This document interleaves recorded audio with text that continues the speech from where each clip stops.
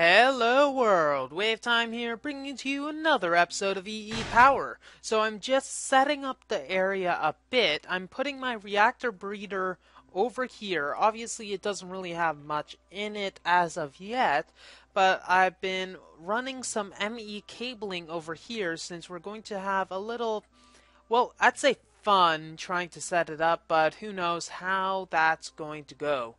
So this will be kind of our cornerstone to our EU generation, and I'm hoping that we can get all of our nuclear reactors set up in such a way that we can fully automate them. That's where we're going to use these, and it's going to be quite entertaining trying to get them to work in the way that I wish them to. Now, there are a few things that we're going to need to do. We need to have our ME cable going to all pretty much the main parts of our base. That means it will require a lot of energy. Just adding those how many cables bumped it up to 23 energy units per tick, whereas removing that entire bunch, it's 20. Actually, it's not that much considering the autocrafter does a bit more than that. I think I showed you this before. I have a nice crafting terminal, or rather crafting monitor here, so whenever I have stuff that's crafting, imagine that, it shows up. So I'm just gonna go and get some diesel generators because this is the main thing that we're going to want to make. So how many diesel generators are we going to have? Anyways, let's see, four diesel generators, 4 extra diesel generators I might add.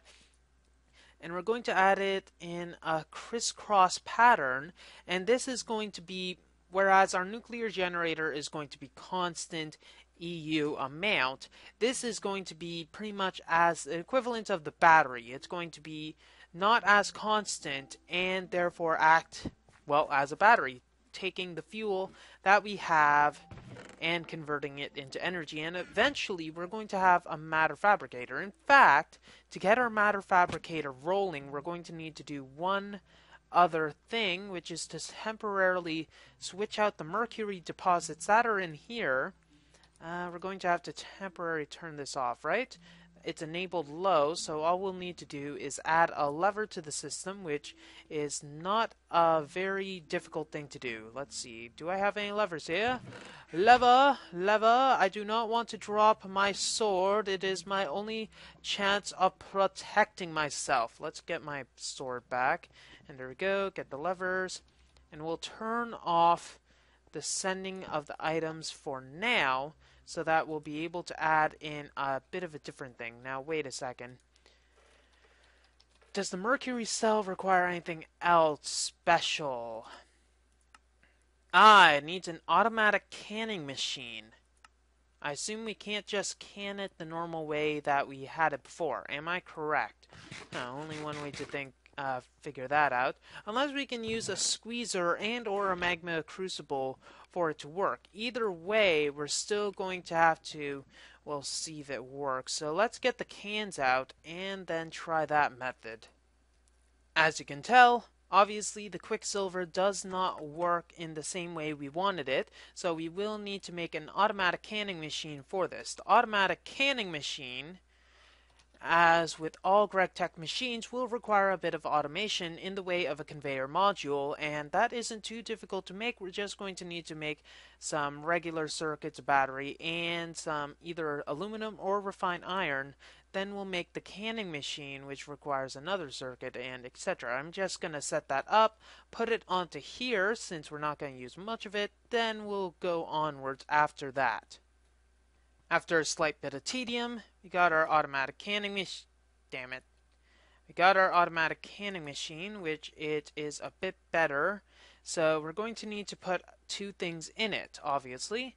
And do we have all the energy that's requisite? Yes, we should. So that shouldn't be a bad thing. Quicksilver and cans. And we're going to need to find the object of our desire, which is the ferrous ore, which means that this will require quite a few cans, actually. So let's make pretty much a stack of cans. Ha ha, ha ha, ha ha, ha ha. And haha, 62 compared to our 61, that is decent. That's decent. Okay, so Quicksilver and the cans, it'll take 5 seconds per. And the reason we're making this mercury cell is because this ferrous ore will need it. The ferrous ore we're going to put into our industrial grinder, and with the mercury, we are going to get platinum dust. And with the platinum dust, it is a little useful since it's then further refined into iridium nuggets. We're going to need quite a bit of it because we're going to need some plates. So we'll wait for that to go. Then we'll put our ferrous ore in and hopefully have all the cans that we're going to need. Now, hopefully we can get some other crackpot system so that instead of having to repurpose our machine each and every single time that we use it, I'd like to have something that will automatically fill it with the cans and then just send all the stuff that will require the mercury to there. That being said, we do not have much quicksilver. The only real way to get the quicksilver, other than the quicksilver drops, eh? That's actually curious. But considering we can't get the quicksilver drops in any which way, I guess that won't really help, except if there's some sort of quick B that we can probably process it from anyways. So let's just first get the 16 over here and repurpose our machine because our relay is probably getting a bit full right now. Actually, it isn't. Huh. Interesting. Oh, yeah, it just won't receive... If it won't receive the items, it might get stuffed. So that might be a bit of a problem. So let's repurpose that. Let's just put that in. And we'll go with a 15 amount. And we'll just have the rest of it work afterwards. So we'll put that back in. The water cells will find their way back in afterwards, so we won't have to worry about it too much. However, oh well. And that's just to make sure that there aren't any spillage because I designed that machine to work constantly, and if it's not constantly working, it might mean that this thing gets jammed up, which actually this is pretty much the choke point of the entire system. So let's bring up some Minecraft. Actually, that might work. Let's go onwards. So we're going to do something a little bit different with our energy reserve. So let's go back up here. And for our short-term energy over here, this is where it's going to get interesting with the diesel generators. So as you see, we got some cabling and way too much stuff in our inventory. We're going to need to worry about that afterwards.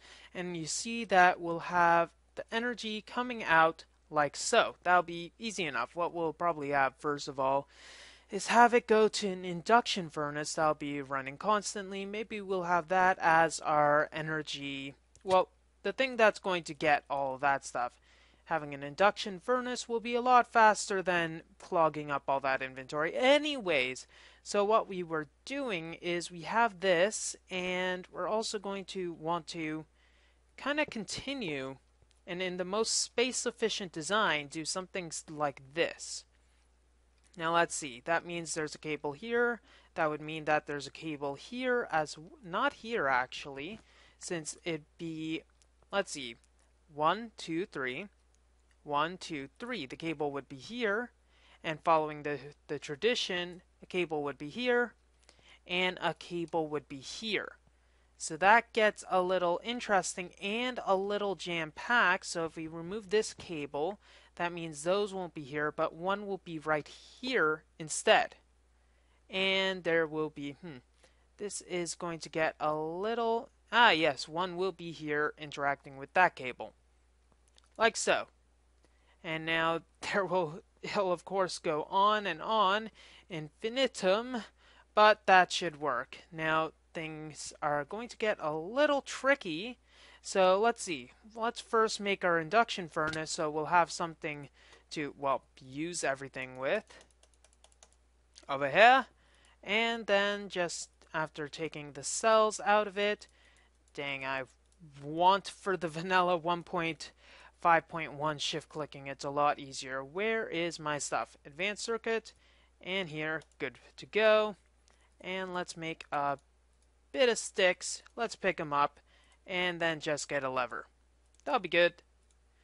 And with that, and we should be good after a little inventory tweaking. Let's go up here again, and then work on here. Now, what I want to do is have this fed by a Tesseract system with a simple liquid transposer. So we'll have a liquid Tesseract bring in fuel from our base in the overworld currently, but it'll change, and put it into this liquid transposer, fill it with fuel. This will then take energy as well, which will be powered by this for now until we get an energy Tesseract there.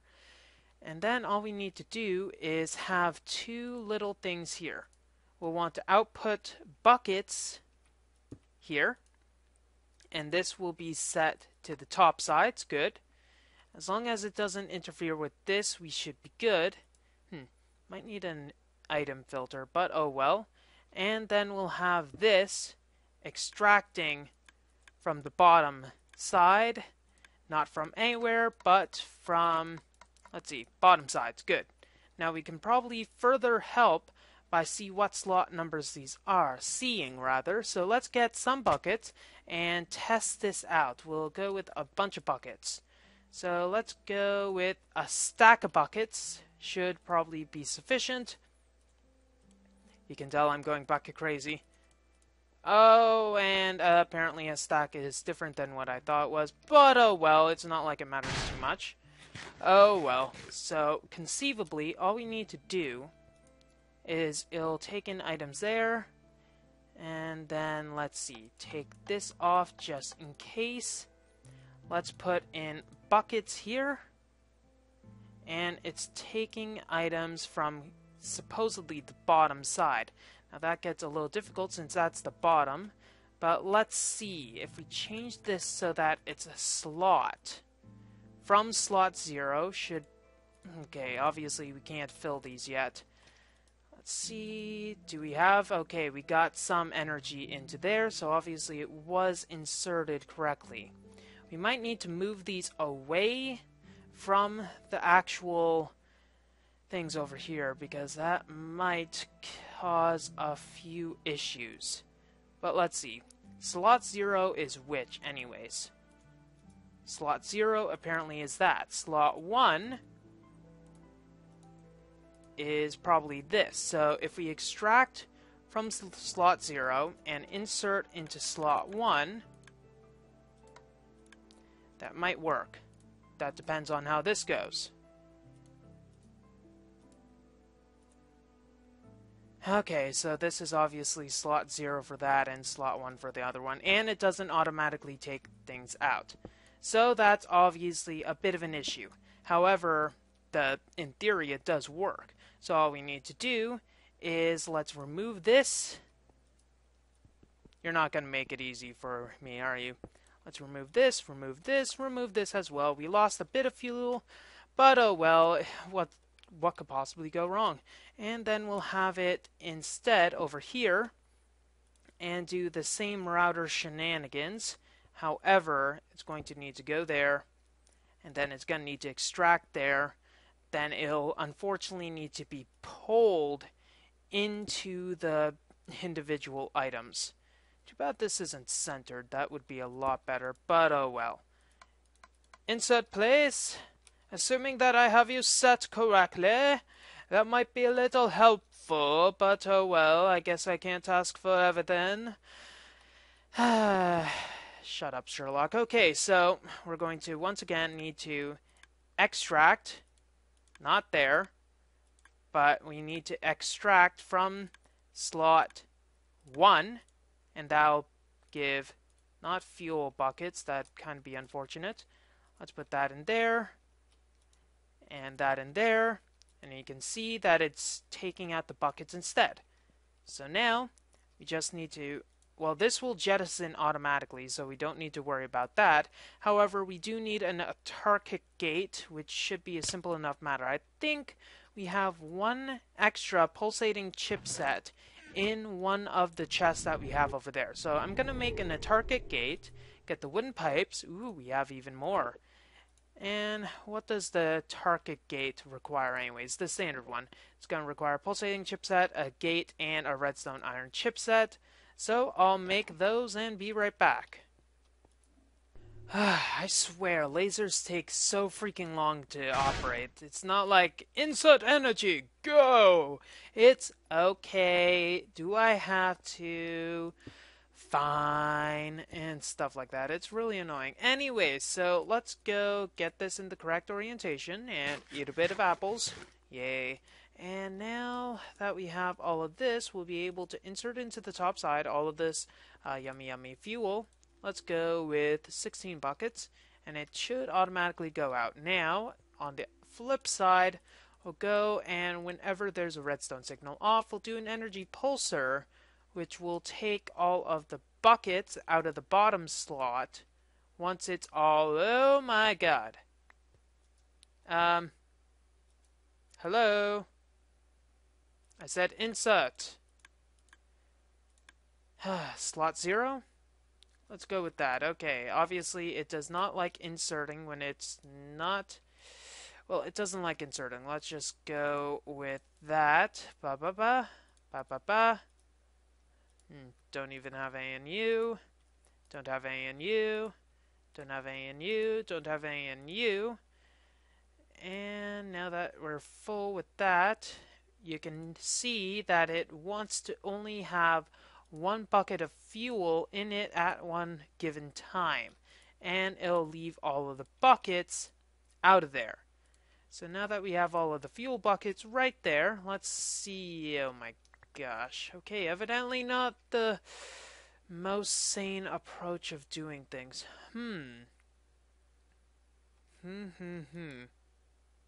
This is obviously full. There'd be no way to do things otherwise. Do we have any free space? No, we don't. Okay, so let's see. Obviously, this works to an extent.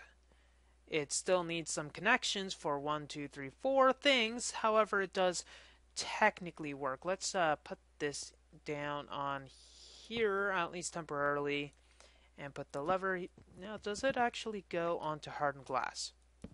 Yes, good, great, excellent, woohoo! I am now happy. So for the energy, I think we'll have it go first layer, no, second layer. Let's go second layer, and we'll probably change these cables at a later time, and then just bring this all for the sole property of this one machine, and let it just heat up to its heart's content. Good. Okay. This, I'm not worried about. This, I am. Unless there was some way to shove it into a router, we need an item, rather a filter upgrade. However, we do not have the stuff required for a filter upgrade, since it requires a lot of factorization infrastructure, which I don't have, and also a lot of bloody time. However, the idea does still stand. The main thing is this. It's a bottleneck in the fact that only one bucket can be in there at a given time. I'd love to be able to just shove it in like that. However, it does interact with the inventory, which is a bit of a problem without any sort of filter upgrade. I'm gonna think about this, see if I can think of any other possible solutions. Maybe if these slots were not like that. Okay, I'll be right back.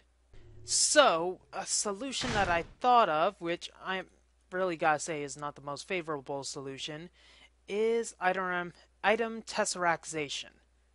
Of course, I realize I forget one. So, obviously, the routers are a little fickle in nature in the fact that they do, in fact, well, interact with any sort of item that is directly connected in the network. Now, what I mean by that is that any single, in this case, the network is pretty much all sorts of inventories. Any sort of block that has any sort of inventory. And unfortunately, that does include this low liquid transposer. Now, the only solution to make sure that networks are not connected is either by having cabling, which is a little obvious, by having tubes or pipes, which in this case is a little unfortunate, or by going item tesseracts. Now, this is a little, well, let's just say it's fun in this regard because, wait a second. Dang it. I thought of another solution. That's kind of unfortunate. Anyways, I'll finish my explanation before showing the but. So, in this case, what I was planning to do would put a tesseract here and the tesseract here with the, well, tesseract here with the router here. They would not be directly connected in any which way.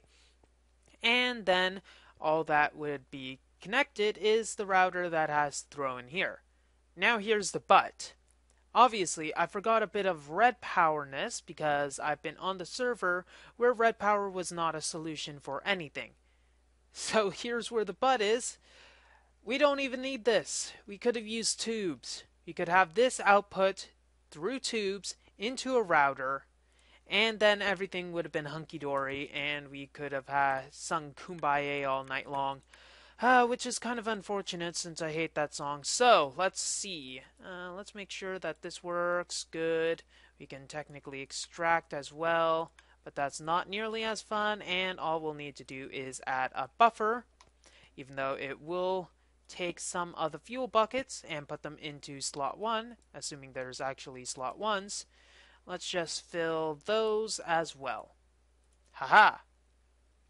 And obviously those are full of nice juicy liquids, so we are good to go, and we have some extra unfortunate fuel buckets. So here's where things get a little fun. We're going to have to get one of those relays or routers or whatever the heck they're called. So we need to get some of those and get some tubes, and then we should be off to the... Don't chew on my cables. He was chewing on my cables. How dare he? Anyways, we'll be off to the races with our power system as soon as we create those. So that'll be an easy enough thing to do. Kung Fu fighting. Okay, so there we go. Now the tube network obviously sees it cannot pass, and thus this will get filled up with all of the fun stuff. So let's just fill it up with a bunch of buckets, and then we'll get all of the fluid that is needed into the system. And now we have 1, 2, 3, 4, 5, 6, 7, 8 of these diesel generators, which is not too bad considering. 8 diesel generators, and the thing is with this setup is that obviously we can expand it out horizontally, but we can expand it vertically as well. And all this for a nice little induction furnace. So this is where our item tesseracts come into play. We're going to have it so that this is the output for that instead. So we'll have this going a lot faster and not messing this lovely little setup at all. There we go, let's get that. How much energy do you have? Not so much. We're going to need to make some energy tesseracts and some other fun vehicles of operation as well. So that may be at a later point in time, but oh well. So I believe we can have it like that, and this will be 2 furnace. And we'll need to have the output into our storage unit. Now, does this actually... Here's a thought. Does this output automatically? I do not believe it does, and that means we need another autarkic gate, doesn't it? I love automatic outputs. It makes things a lot more, well, simple. Are we able to add a conveyor module to this? I don't believe we are. It's not really... I think that's added in another thing entirely. The fact adding a conveyor module to an induction furnace, so... I don't even know. Ho hum, ho hum. All in the name of science, we cannot go. So, let's go get another autarkic gate, have it go out into here, and have it go to the storage unit. And, of course, it'll need to be send only, and this is receive only. But those are some minor modifications, which we'll need to do. Man, I'm getting very hungry in this world. Is there some sort of change into the hunger? Oh wait, anyways, let's set this up. And conceivably that should work. We have our induction furnace at going full capacity, so this should mean it's going to be a lot faster in our craft time. So let's see if we can pull something up that will be, well, a lot easier. How many of these are we going to need anyways? Let's make something that'll be a bit better. Let's go with 10 of those, and it should be a lot faster. You might not even be able to see it because it's so fast. And there we go. Some of the stuff gets sent. Is it going to request anything else? I assume so. There we go. So it needs to go one at a time because, well, frankly, this system, AE, it's not exactly optimized for how it's supposed to be crafting. It's making 8 of these. Now, conceivably, what it'd think to do is say, okay, I need 7 of these. That means I need 7 of these. That means I need 7 of these. Not, oh, I need 5 of these. Okay, let's make 1 of these. Oh, I need 1 of these. Okay, filled this silicon. Now got this. Okay, I need another silicon. That is a little much, honestly. It'd be a lot more efficient if it were to go through the steps and frankly, I would be able to.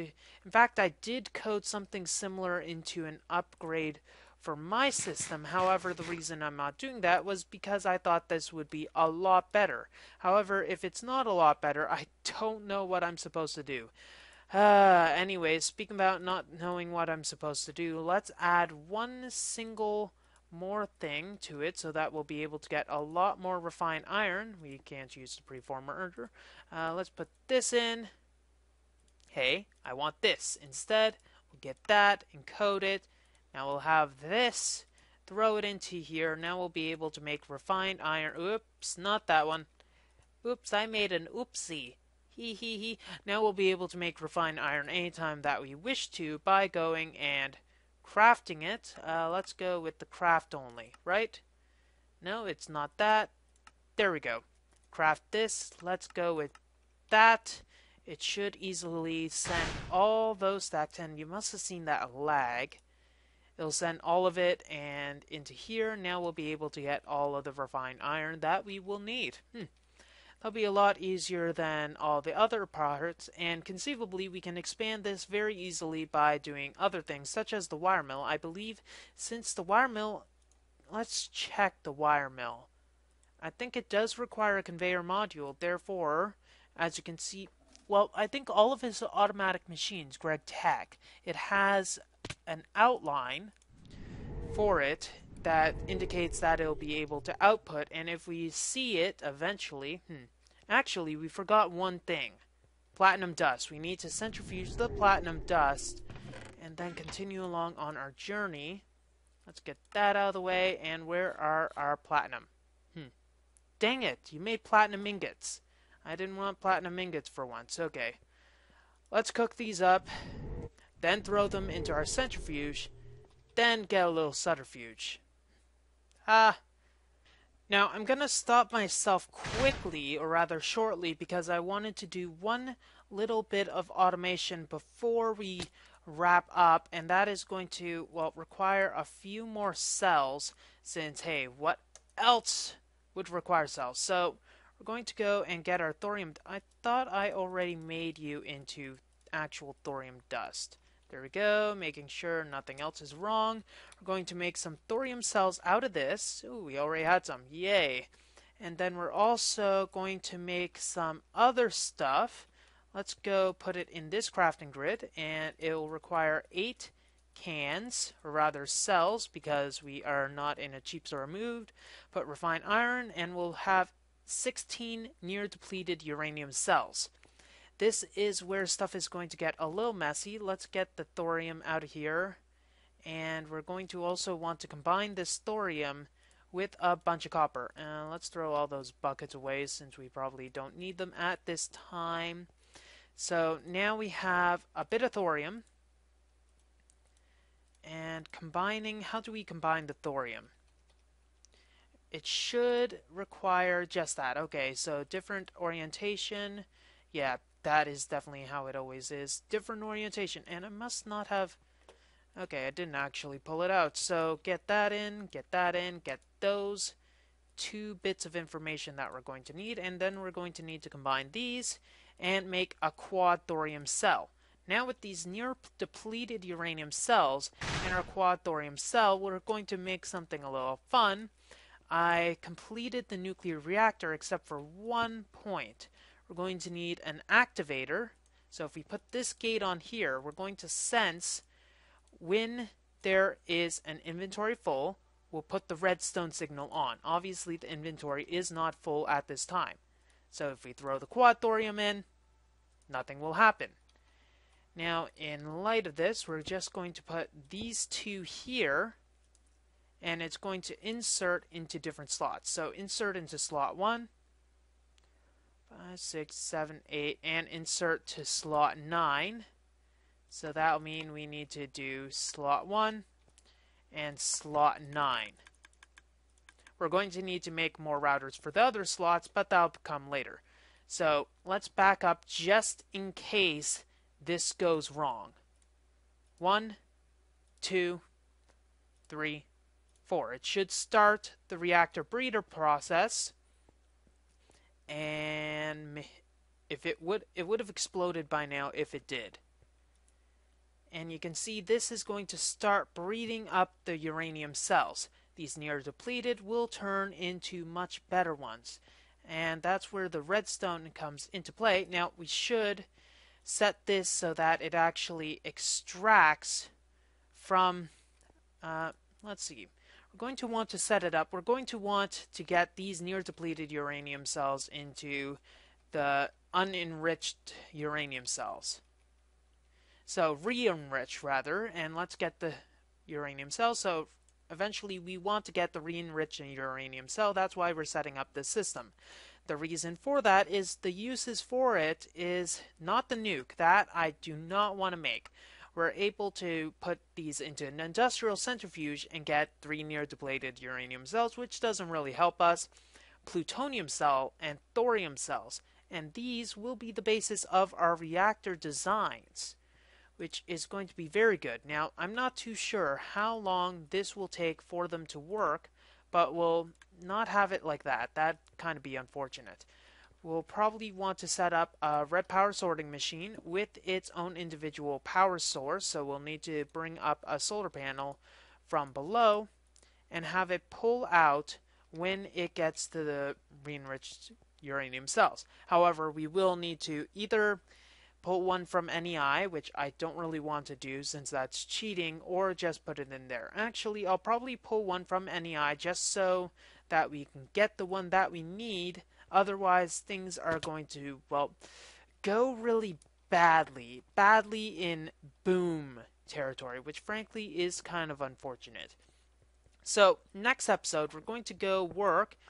That doesn't really work too well when we have nothing powering it. What we're going to do is work on some more nuclear reactor setups, designs, and optimizations to make sure that we get all of this while working to how we wish. Hopefully, with some luck, we'll get a much better system for this, and yes, I'm going to do that. A much better system for this so that we'll be able to pull out as much as we need and hopefully get much, much better energy than just having a bunch of those. Well, that's all the time we have for this episode of EEPower. If you like what you see, don't forget to rate, comment, and subscribe to future episodes. WayofTime here, signing off. Have a wonderful day. Please do not blow up.